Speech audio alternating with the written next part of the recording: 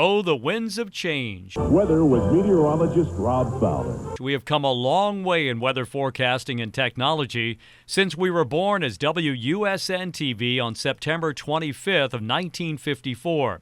Just think, when we signed on, we had no weather satellite to peruse the Earth for us. The first satellite photo was produced on April 1st of 1960. This came from TIROS-1, an acronym for Television Infrared Observation Satellite. TIROS-1 only lasted 78 days in space. What this means is that two significant hurricanes in our history, Hurricane Hazel in 1954 and Hurricane Gracie in 1959, were forecast without the help from above that we rely so much on today. There's the eye of the storm. I can't imagine going through Hugo without the use of our eyes in the sky. When it comes to Hazel, it was certainly worse for North Carolina, with winds as high as 150 miles an hour along the coast. But for us, it was the first hurricane we had to deal with after signing on the air. Hazel made landfall in North Carolina on October 15th of 1954, some 3 weeks after WUSN flipped on the switch. Gracie, 5 years later in September of 1959, was more destructive. In fact, damage in Charleston was described in a Weather Bureau report as widespread and extensive, with damage estimated to be $5 to $10 million. Gracie made landfall near St. Helena Sound with winds near 130 miles an hour. It was originally classified as a Category 3 hurricane, but later reanalyzed as a Category 4. What other weather events have captured our attention? Well, let's break away from hurricanes and talk about something we don't see very often, and that is snow. There are two main snow events in our storied weather history. The first was known as the Great Southeast Snowstorm of February 1973. During this event, Charleston saw its second highest daily snowfall record of 5.4 inches on February 10th. The total for us between February 9th and 11th was 7.1 inches, the second highest storm total in our history. So what was number one?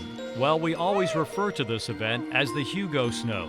Even though it happened months after Hugo and the hurricane had nothing to do with creating the snow, it was just ironic it happened the same year. A total of 8 inches fell between December 22nd and 24th, with 6 inches falling on the 23rd. It was our first and only White Christmas on record. It was a blessing for so many because the snow covered up Hugo debris still piled up along streets and in neighborhoods. Not snow, but rainfall got our attention in October of 2015.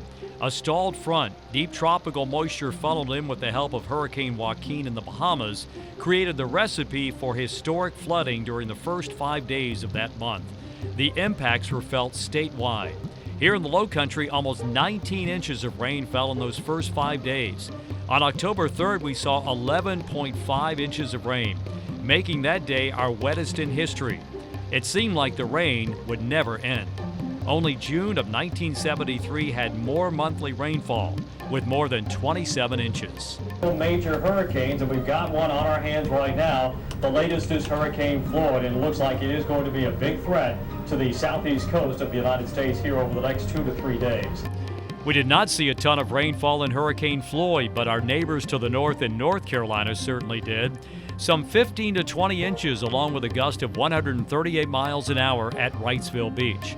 For us, Floyd was the storm which changed policy and opinion. Responsibility lies with me. I'm the governor. Known as the Floyd fiasco, many believe it was the main reason Governor Jim Hodges lost the next election. The lane reversal, or lack of reversal, made for extremely long trips to evacuate. We need to make sure this doesn't happen again. And change people's minds about evacuating the next time. There will be more flooding as a result of this storm than any Charlestonian has ever experienced. It will boggle the mind. Power is out now in much of North Charleston with the eye of Hurricane Hugo. Right now it is 10 o'clock on the battery. Hurricane Hugo is just 2 hours away. And that brings us to the biggest weather event to impact us since we signed on the air 70 years ago. Hurricane Hugo 35 years ago became a timeline. Worst is yet to come. And benchmark storm for what can happen. It was quite scary here. And most likely will happen again in the future. I hate to see the rest of it. It was like the first part.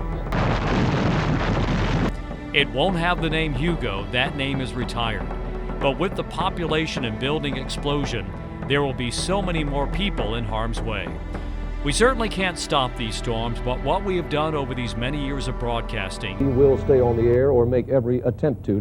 is learn from past events, helping us better prepare for whatever the next 70 years throw our way when it comes to weather. What I have seen in this state is a pulling together of people, and I've never been prouder to be a governor of a state and the people than I am of this state right now because of what people have done to help each other.